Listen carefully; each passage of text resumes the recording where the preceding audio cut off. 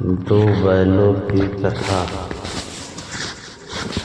जानवरों में गधा सबसे ज़्यादा बुद्धिहीन समझा जाता है। हम जब किसी आदमी को पल्ले दर्जे का बेवकूफ़ कहना चाहते हैं तो उसे गधा कहते हैं। गधा सचमुच बेवकूफ़ है या उसके सीधेपन, उसकी पिरापन, सहिष्णुता ने उसे यह पदवी दे दी है, इसका निश्चय नहीं किया जा सकता। गाय सींग मारती है। ब्याही हुई गाय तो अनायास ही सिंहनी का रूप धारण कर लेती है। कुत्ता भी बहुत गरीब जानवर है, लेकिन कभी कभी उससे भी क्रोध आ ही जाता है। किंतु गधे को कभी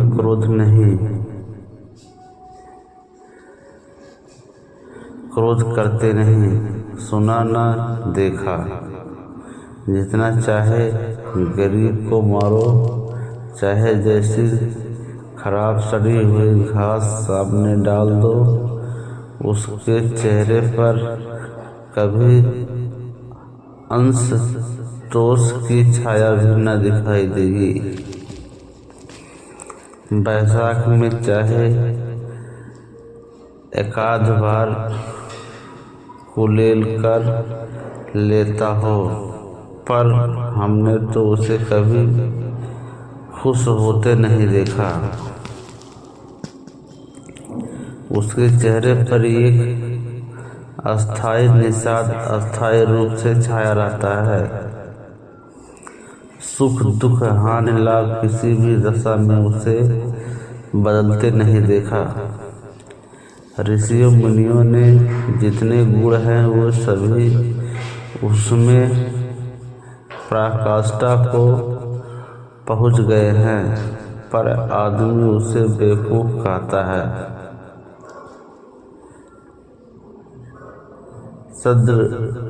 सद्गुणों का इतना अनादर कहीं न देखा।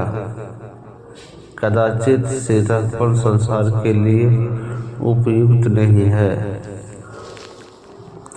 देखिए न, भारतवासियों की अफ्रीका में क्यों दुर्दशा हो रही है। क्यों अमेरिका में उन्हें घुसने नहीं दिया जाता। बेचारे शराब नहीं पीते, 4 पैसे कुसुमैश के लिए बचा कर रखते हैं, जी तोड़कर काम करते हैं, किसी से लड़ाई झगड़ा नहीं करते, 4 बातें सुनकर गम खा जाते हैं, फिर भी बदनाम है। कहाँ जाता है वे जीवन के आदर्श को नीचा करते हैं। अगर वे भी ईंट का जवाब पत्थर से देना सीख जाते तो शायद सब कहलाने लगते। जापान की मिसाल सामने, एक ही विजय ने उससे संसार की सब जातियों में गड़े बना दिया। लेकिन गधे का एक छोटा भाई और भी है, जो उससे कम ही गधा है, और वह है बैल। जिस अर्थ में हम गधा का प्रयोग करते हैं, कुछ उसी से मिलते जुलते अर्थ में बछिया के ताऊ का भी प्रयोग करते हैं। कुछ लोग बैल को शायद बेवकूफ़ों में सर्वश्रेष्ठ कहेंगे, मगर हमारा विचार ऐसा नहीं है। बैल कभी कभी मारता भी है, कभी कभी अंडियल बैल भी देखने में आता है, और भी कई रीतियों से अपना असंतोष प्रकट कर देता है। अतएव उसका स्थान गड्ढे से नीचा है। झूरी काछी के दोनों बैलों के नाम थे हीरा और मोती। दोनों पछाई जात के थे, देखने में सुंदर, काम में चौकस, डील में ऊंचे। बहुत दिनों के साथ रहते रहते दोनों में भाईचारा हो गया था। दोनों आमने सामने या आसपास बैठे हुए एक दूसरे से मूक भाषा में विचार विनिमय करते थे। एक दूसरे के मन की बात कैसे समझ जाता था हम नहीं कह सकते। अवश्य ही उनमें कोई ऐसी गुप्त शक्ति थी जिससे जीवों में श्रेष्ठता का दावा करने वाला मनुष्य वंचित है। दोनों एक दूसरे को चाटकर और सूंघकर अपना प्रेम प्रकट करते।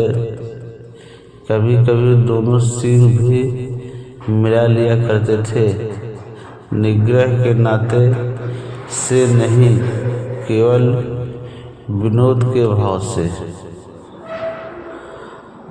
आत्मीयता के भाव से, जैसे दोस्तों में घनिष्ठता होते ही धौल चप्पा होने लगता है। इसके बिना दोस्ती कुछ फुसफुसी, कुछ हल्की सी रहती है, जिस पर ज़्यादा विश्वास नहीं किया जा सकता।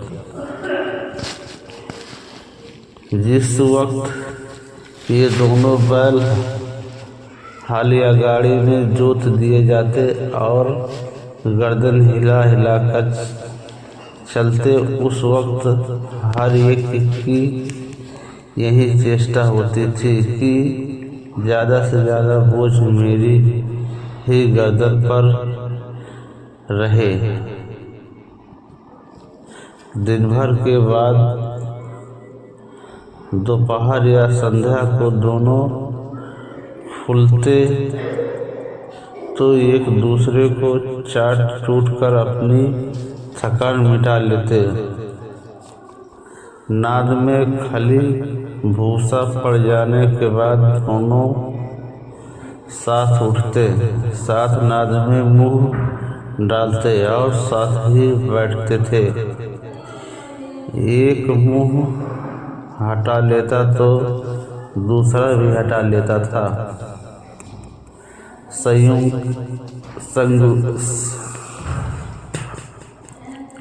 संयोग की बात है, झूरी ने एक बार गोई को ससुराल भेज दिया। बैलों को क्या मालूम वे क्यों भेजे जा रहे हैं। समझे मालिक ने हमें भेज दिया है। अपना यूं बेचा जाना उन्हें अच्छा लगा या बुरा, कौन जाने, पर झूरी के साले गया।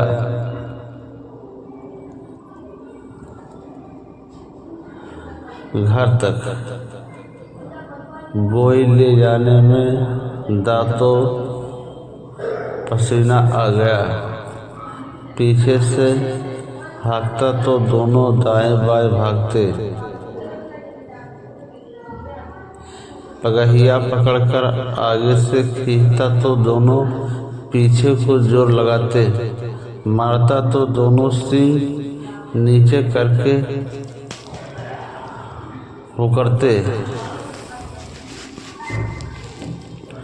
अगर ईश्वर ने उन्हें बाड़ी दी होती तो झूरी से पूछते, तुम हम गरीबों को क्यों निकाल रहे हो।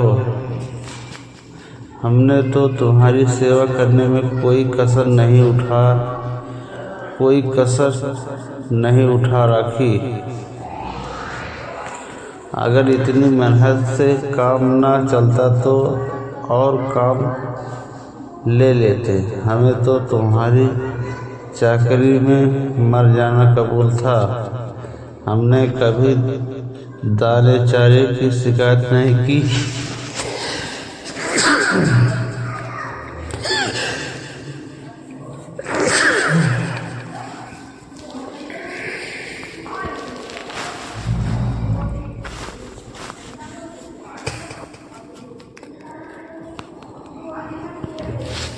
हमने तो कभी दाने चारे की शिकायत नहीं की।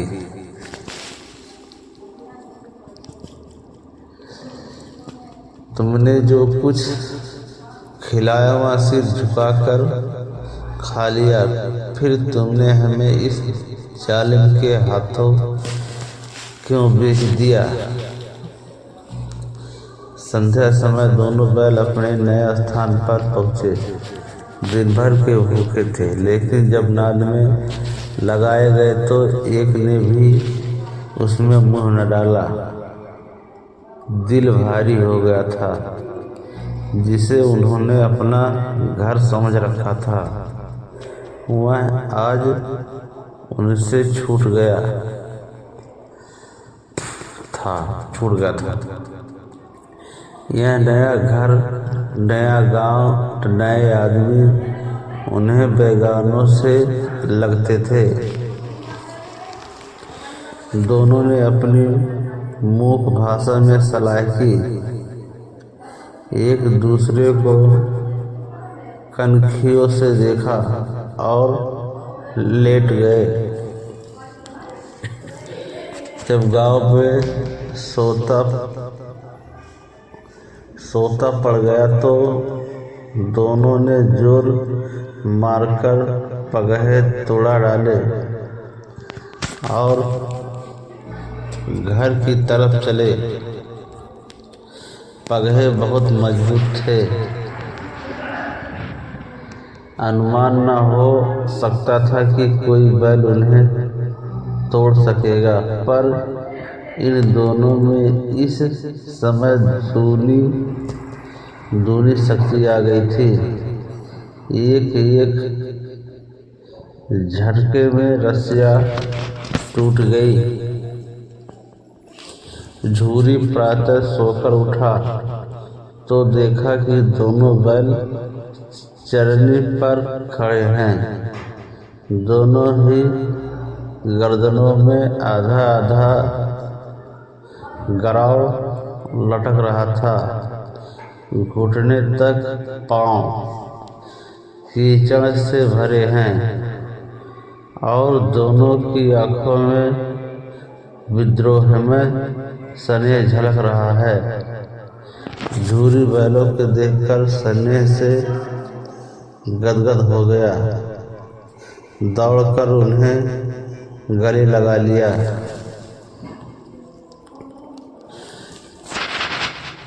प्रेमा लिंगन और चुंबन का यह दृश्य बड़ा ही मनोहर था।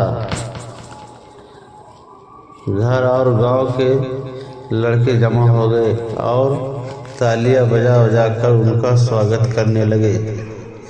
गांव के इतिहास में यह घटना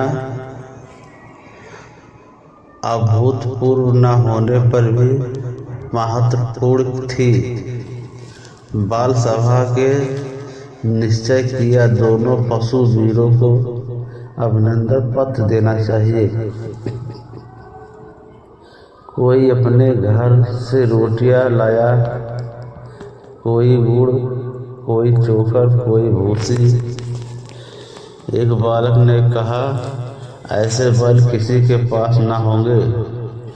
दूसरे ने समर्थन किया, इतनी दूर से दोनों अकेले चले आए।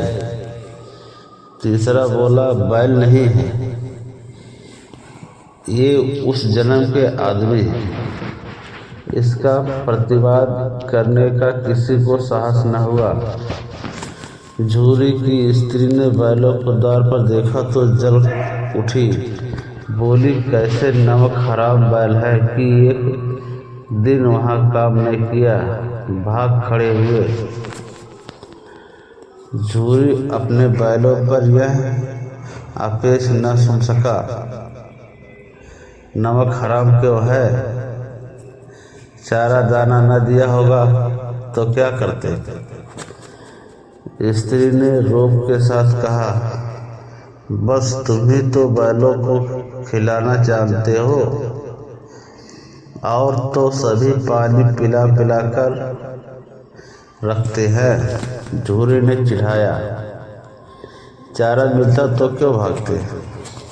स्त्री चिढ़ी, भागे इसलिए कि वो लोग तुम जैसे बुद्धुओं की तरह बैलों को सहलाते नहीं, खिलाते तो रगड़ कर जोतते भी। ये दोनों ठहरे कामचोर भाग निकले। अब देखो कहाँ से खली और चोकर मिलता है, सूखे भूसे के सिवा कुछ न दूंगी, खाए चाहे मरे। वही हुआ। मजदूर को बड़ी ताकीद कर दी गई कि बैलों को खाली भूसा सूखा दिया जाए। बैलों ने नाद में मुँह डाला तो फीका फीका, न कोई चिकनाहट न कोई रस, क्या खाए। आशा भरी आंखों से द्वार की ओर ताकने लगे। झूरी ने मजदूर से कहा, थोड़ी सी खली क्यों नहीं डाल देता? मजदूर ने कहा, मालकिन मुझे मार ही डालेगी, चुरा कर डाल आ। ना दादा, पीछे से तुम भी उन्हीं की कहोगे। दूसरे दिन झूरी का साला फिर आया और बैलों को ले चला। अब की उसने दोनों को गाड़ी में जोता।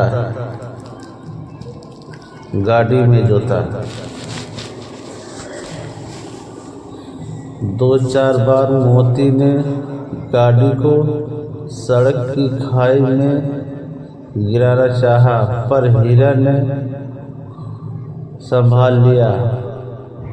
वह ज्यादा सहनशील था।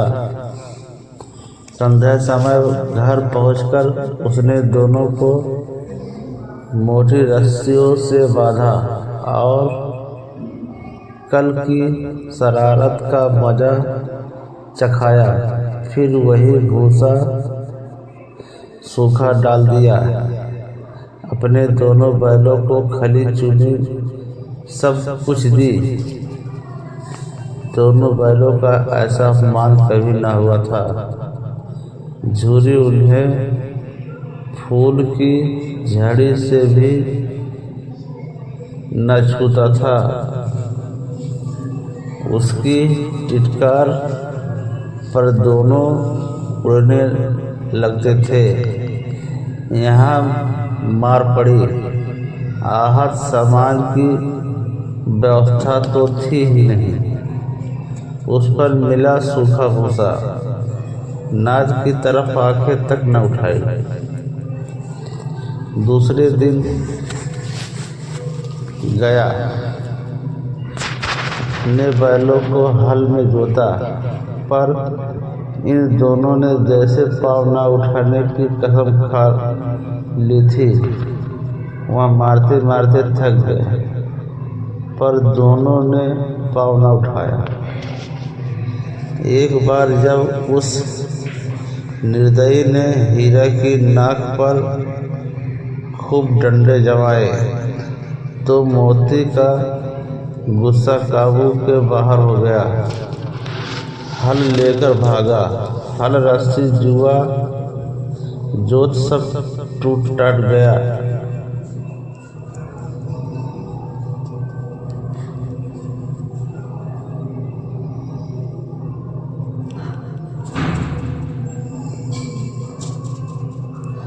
तोड़ कर बराबर हो गया। गले में बड़ी बड़ी रस्सियों ना होती तो दोनों पकड़ाई में न आते। हीरा ने मूक भाषा में कहा, भागना व्यर्थ है। मोती ने उत्तर दिया, तुम्हारी तो इतने जान नहीं ले ली थी, अब की बड़ी मार पड़ेगी। पढ़ने दो, बैल का जन्म दिया है तो मार से कहाँ तक बचेंगे। गया 2 आदमियों के साथ दौड़ा आ रहा था, दोनों के हाथों में लाठियाँ। मोती बोला, कहो तो दिखा दो कुछ मजा, मैं भी लाठी लेकर आ रहा हूँ। हीरा ने समझाया, नहीं भाई, खड़े हो जाओ, मुझे मारेगा तो मैं भी 1-2 को गिरा दूंगा। नहीं, हमारी जात का यह धर्म नहीं है। मोती दिल में ऐठ कर रह गया आ पहुंचा और दोनों को पकड़कर ले चला। कुशल हुई कि उसने इस वक्त मारपीट न की, नहीं तो मोती भी पलट पड़ता। उसके तेवर देखकर गया और उसके सहायक समझ गए कि इस वक्त टाल जाना ही मसलहत है। आज दोनों के सामने फिर वही सूखा भूसा लाया गया। दोनों चुपचाप खड़े रहे। घर के लोग भोजन करने लगे। उस वक्त छोटी सी लड़की 2 रोटियां लिए निकली और दोनों के मुंह में देकर चली गई। उस एक रोटी से उनकी भूख तो क्या शांत होती, पर दोनों के हृदय को मानो भोजन मिल गया। यहाँ भी किसी सज्जन का वास है। लड़की भैरों की थी। उसकी माँ मर चुकी थी। सौतेली माँ मारती रहती थी, इसलिए इन बैलों से उसे एक प्रकार की आत्मिकता हो गई थी। दोनों दिन भर जोते जाते, डंडे खाते, अड़ते, शाम को थान पर बांध दिए जाते और रात को वही बालिका उन्हें 2 रोटियां खिला जाती। प्रेम से इस प्रसाद की यह बरकत थी कि 2-2 गाल सूखा भूसा खाकर भी दोनों दुर्बल ना होते थे, मगर दोनों की आंखों में रोम रोम में विद्रोह भरा हुआ था। एक दिन मोती ने मूक भाषा में कहा, अब तो नहीं सहा जाता हीरा, क्या करना चाहते हो? एकाध को सींगों पर उठाकर फेंक दूंगा, लेकिन जानते हो वह मेरी लड़की, लेकिन जानते हो वह प्यारी लड़की जो हमें रोटियां खिलाती है, उसी की लड़की है, जो इस दिन घर का मालिक है। वह बेचारी अनाथ न हो जाएगी तो मालकिन को न फेंक दूं, वही तो उस लड़की को मारती है। लेकिन औरत जात पर सींग चलाना मना है, यह भूले जाते हो। तुम तो किसी तरह निकलने ही नहीं देते। बताओ, तोड़ा कर भाग चले? हाँ, यह मैं स्वीकार करता हूँ, लेकिन इतनी मोटी रस्सी टूटेगी कैसे? इसका उपाय है। पहले रस्सी को थोड़ा सा चबा लो, फिर एक झटके में जाती है। रात को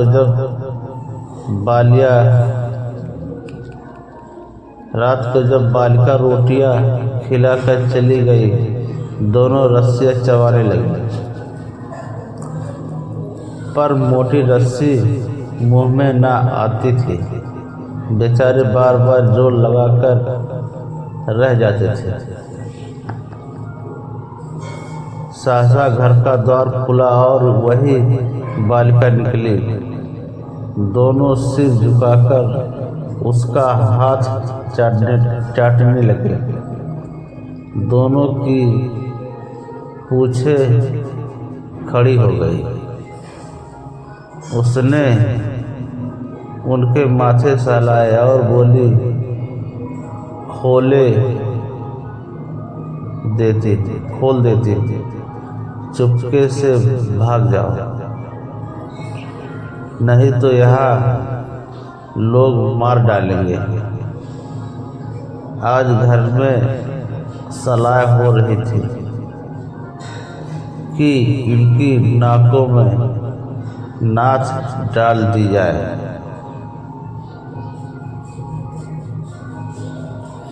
उसने गराव खोल दिया, पर दोनों चुपचाप खड़े रहे। मोती ने अपनी भाषा में पूछा, अब चलते क्यों नहीं? हीरा ने कहा, चले तो, लेकिन कल इस अनाज पर आफत आएगी। सब इसी पर संदेह करेंगे। सहसा बालिका चिल्लाई, दोनों फुफ्फा वाले बैल भागे जा रहे हैं। ओ दादा, दोनों बैल भागे जा रहे हैं, जल्दी दौड़ो। गया हड़बड़ा कर भीतर से निकला और बैलों को पकड़ने चला। वो दोनों भागे। गया ने पीछा किया और भी तेज हुए। गया ने शोर मचाया, फिर गांव के कुछ आदमियों को भी साथ लेने के लिए लौटा। दोनों मित्रों को भागने का मौका मिल गया, सीधे दौड़ते चले गए, यहाँ तक कि मार्ग का ज्ञान न रहा। जिस परिचित मार्ग से आए थे उसका यहाँ पता न था। नए नए गांव मिलने लगे। तब दोनों एक खेत के किनारे खड़े होकर सोचने लगे, अब क्या करना चाहिए। हीरा ने कहा, मालूम होता है राह भूल गए। तुम भी बेतहासा भागे, वहीं उसे मार गिराना था। उसे मार गिराते तो दुनिया क्या कहती, वह अपना धर्म छोड़ दे। लेकिन हम अपना धर्म क्यों छोड़े? दोनों भूख से व्याकुल हो रहे थे। खेत में मटर खड़ी थी, चरने लगे। रह रहकर आहट ले लेते थे, कोई आता तो नहीं है। जब पेट भर गया, दोनों ने आज़ादी का अनुभव किया तो मस्त होकर उछलने कूदने लगे। पहले दोनों ने डकार ली, फिर सींग मिलाए और एक दूसरे को ठेलने लगे। मोती ने हीरा को कई कदम हटा दिया, यहाँ तक कि वह खाई में गिर गया। तब उसे भी क्रोध आया। संभल कर उठा और फिर मोती से भिड़ गया। मोती ने देखा खेल में झगड़ा हुआ चाहता है तो किनारे हट गया। अरे यह क्या, कोई सांड रोकता चला आ रहा है। हाँ, सांड ही है। वह सामने आ पहुंचा। दोनों मित्र बगले में झांक कर रहे हैं। सांड पूरा हाथी है, उससे भिड़ना जान से हाथ धोना है, लेकिन न भिड़ने पर भी जान बचती नहीं। नजर आती है इन्हीं की तरफ आ रही है। कितनी भयंकर सूरत है। मोती ने मूक भाषा में कहा, बुरे फंसे जान बचेगी नहीं, कोई उपाय सोचो। हीरा ने चिंतित स्वर में कहा, अपने घमंड से फूला हुआ है, आरजू विनती न सुनेगा। भाग क्यों न चले, भागना कायरता है तो फिर यही मरो। बंदा तो 9-2-11 होता है, और जो दौड़ाए तो फिर कोई उपाय सोचो जल्दी। उपाय यही है कि उस पर दोनों जने एक साथ चोट मारे। मैं आगे से रगेता हूँ, तुम पीछे से रगेदो। दोहरी मार पड़ेगी तो भाग खड़ा होगा।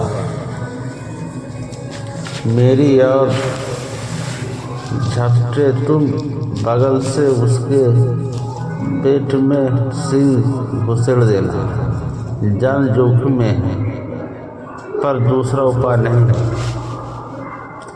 दोनों मित्र हाथ हथेलियां पर लेकर लपटे सांड को भी संगठित शत्रुओं से लड़ने का तजर्बा न था।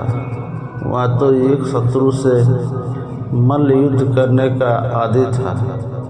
जो ही हीरा पर झपटा, मोती ने पीछे से दौड़ाया। सांड उसकी तरफ मुड़ा तो हीरा ने रगेदा। सांड चाहता था कि एक एक करके दोनों को गिरा ले, पर ये दोनों भी उस्ताद थे, उसे वह अवसर न देते थे। एक बार सांड झल्ला कर हीरा का अंत कर देने के लिए चला कि मोती ने बगल से आकर पेट में सींग भोंक दी। सांड क्रोध में आकर पीछे फिरा तो हीरा ने दूसरे पहलू में सींग भोंक दिया।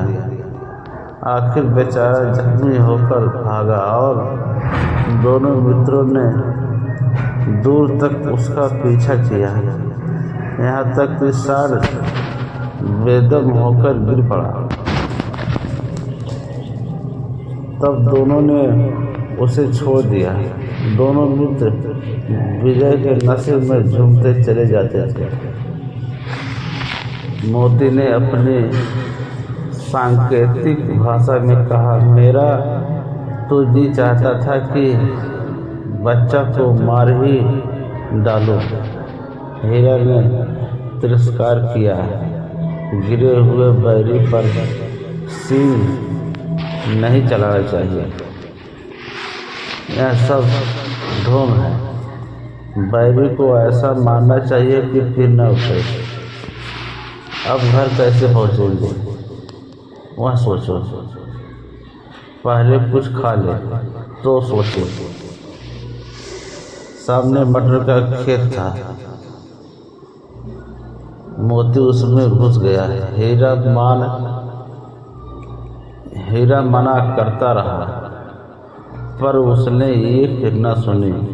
अभी 2-4 ग्रास खाए थे कि 2 आदमी लाठियां लिए दौड़े पड़े और दोनों मित्रों को घेर लिया। हीरा तो मेड़ पर था, निकल गया। मोती सींचे हुए खेत में था, उसके फूल कीचड़ में धंसने लगे, ना भाग सका, पकड़ लिया। हीरा ने देखा संगी संकट में है तो लौट पड़ा, फंसेंगे तो दोनों फंसेंगे। रखवालों ने उसे भी पकड़ लिया। प्रातःकाल दोनों मित्र काजी हाउस में बंद कर दिए गए। दोनों मित्रों को जीवन में पहली बार ऐसा साबिका पड़ा था कि सारा दिन बीत गया और खाने को एक तिनका भी न मिला। समझ ही नहीं आता यह कैसा स्वामी है। इससे तो गया फिर भी अच्छा था। यहाँ कई भैंसें थी, कई बकरियां, कई घोड़े, कई गधे, पर किसी के सामने चारा न था। सब जमीन पर मुर्दे की तरह पड़े थे। कई तो इतने कमजोर हो गए थे कि खड़े भी नहीं हो सकते थे। सारा दिन दोनों मित्र फाटक की ओर टकटकी लगाए ताकते रहे, पर कोई चारा लेकर आता नहीं दिखाई दिया।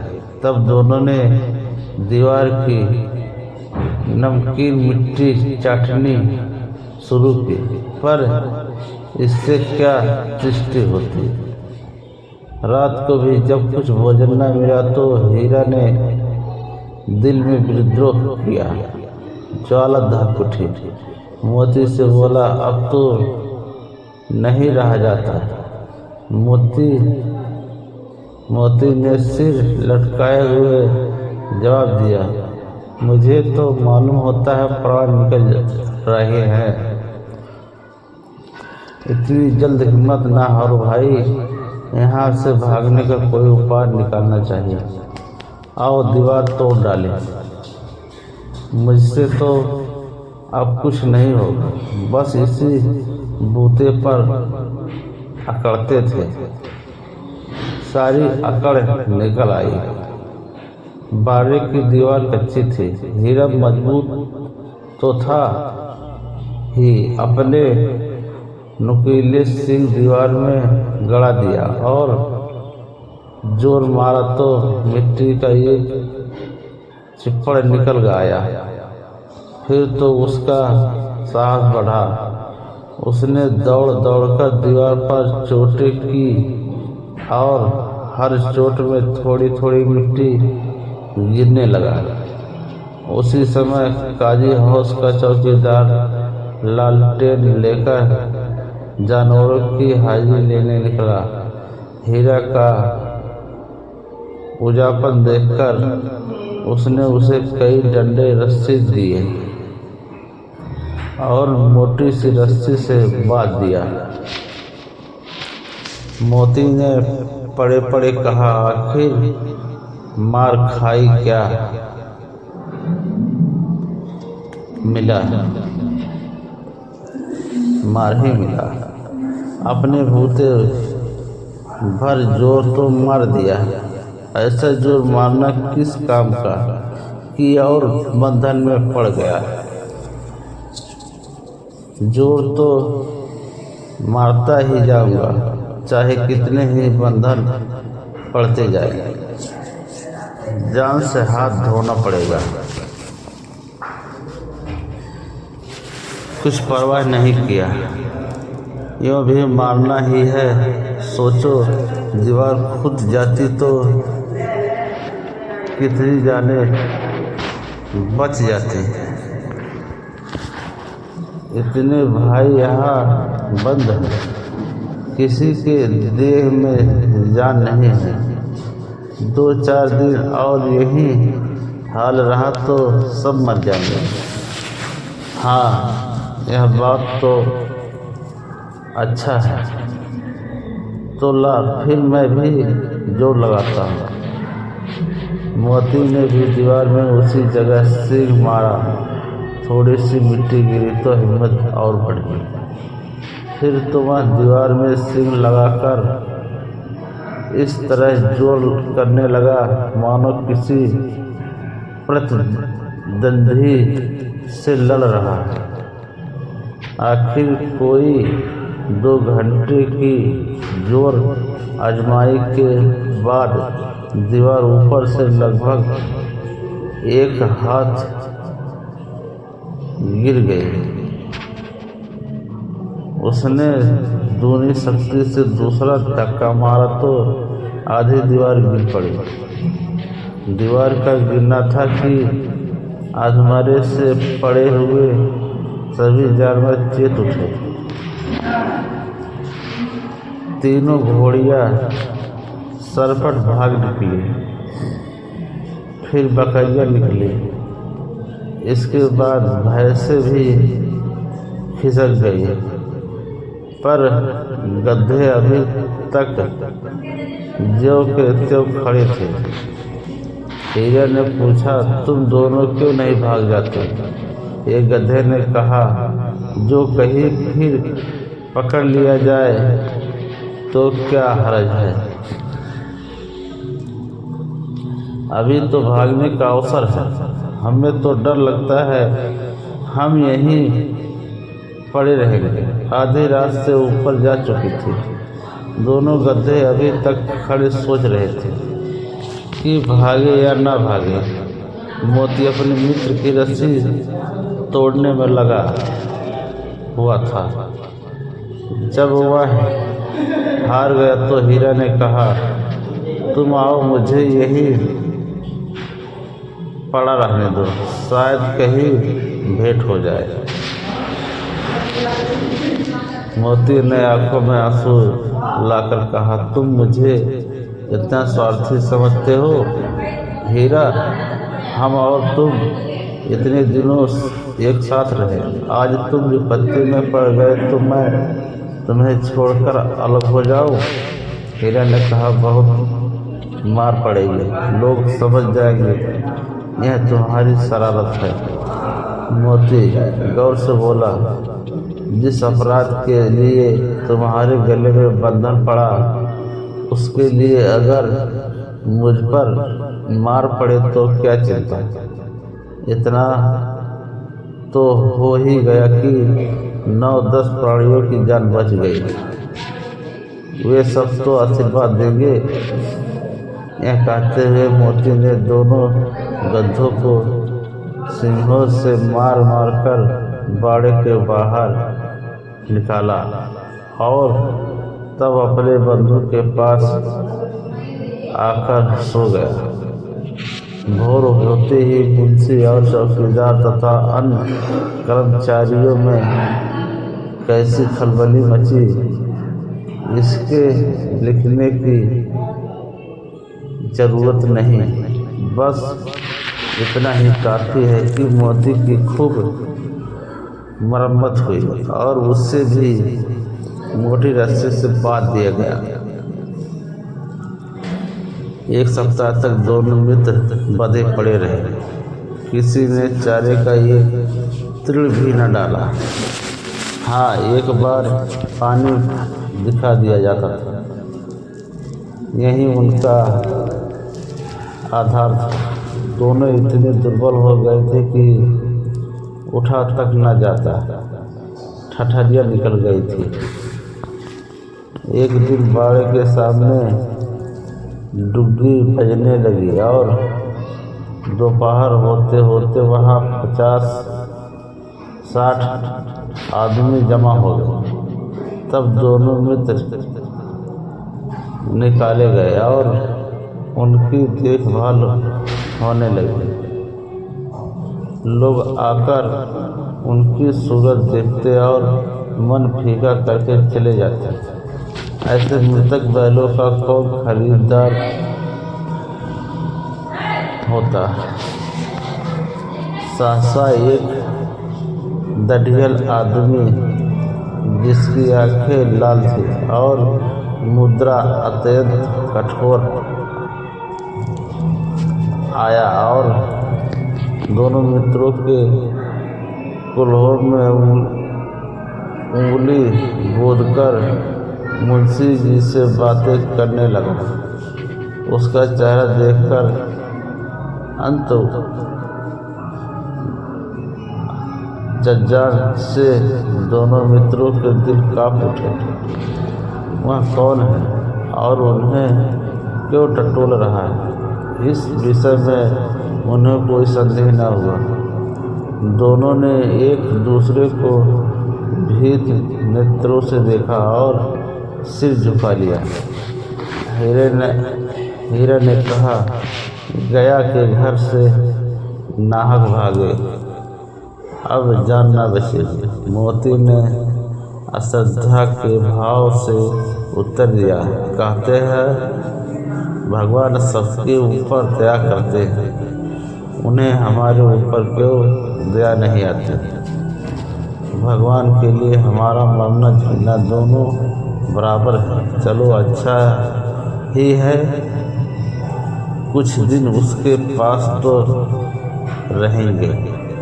एक बार भगवान ने उस लड़की के रूप में हमें बचाया था, क्या अब न बचाएंगे। यह आदमी छुरी चलाएगा, देख लेना। तो क्या चिंता है, मांस खाल सिंह हड्डी सब किसी न किसी काम आ जाएगा। नीलाम हो जाने के बाद दोनों मित्र उस दढ़ियल के साथ चले। दोनों की बोटी बोटी कांप उठी।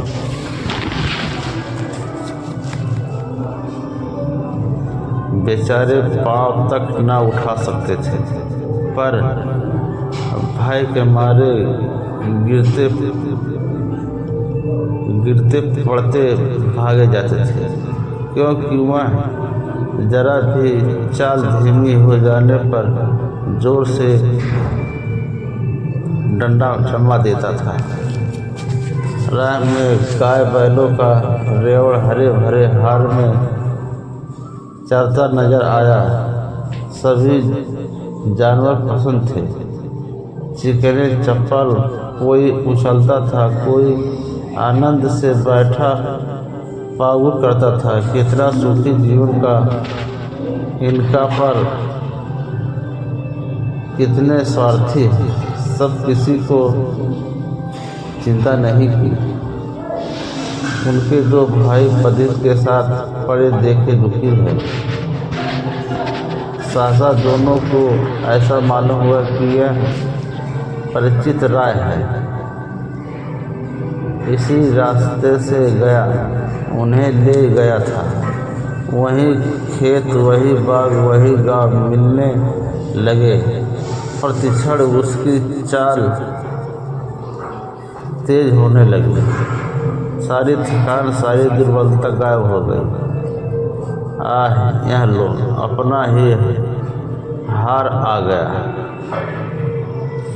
इसी कुएं पर हम पुर चलाने आया करते थे, यही कुआं है। मोती ने कहा, हमारा घर नगीच आ गया। हीरा बोला, भगवान की दया है, मैं तो अब घर भागता हूँ। यह जाने देगा, इसे मार गया था। नहीं, दौड़कर थान पर चलो, वहाँ से हम आगे न जाएंगे। दोनों उन्मत्त होकर बछड़े के भात उलेले करते हुए घर की ओर दौड़े। वह हमारा थान है। दोनों दौड़कर अपने थान पर आए और खड़े हो गए। दढ़ियल भी पीछे पीछे दौड़ा चला आता था।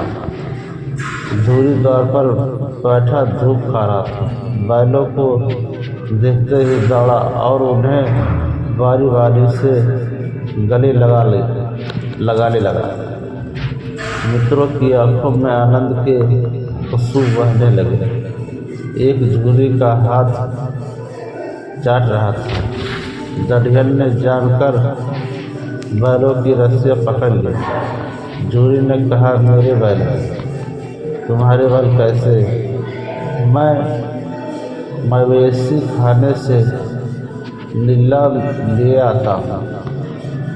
मैं तो समझता हूँ चुराए लिए आते हो। चुपके से चले जाओ।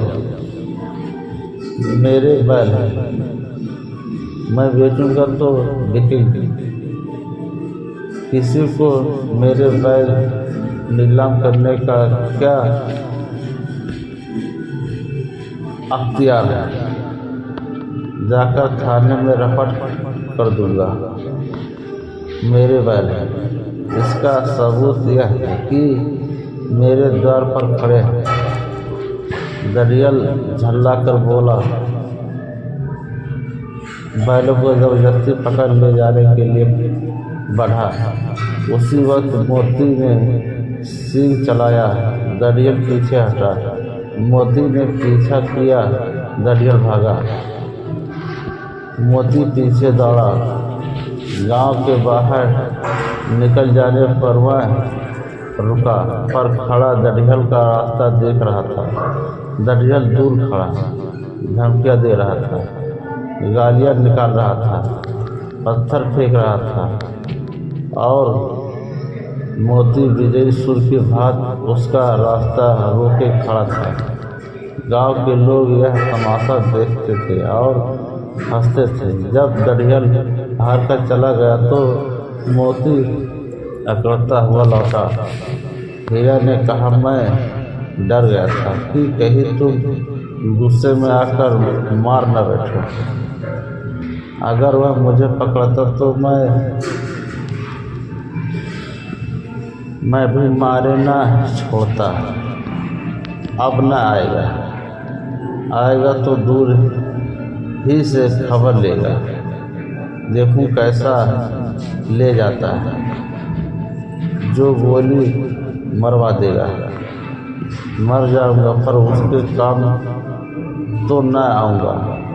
हमारी जान को कोई जान नहीं समझता, इसलिए कि हम इतने सीधे। जरा देर में नादों में खाली भूसा चोकर और दाना भर दिया गया और दोनों मित्र खाने लगे। झूली खड़ा दोनों को सहला रहा था और 20 लड़के तमाशा देख रहे थे। सारे गांव में उत्साह सा मालूम होता था। उसी समय मालकिन ने आकर दोनों के माथे चूम लिया। दोस्तों, यह वीडियो पसंद आए तो लाइक सब्सक्राइब करना जरूर करें।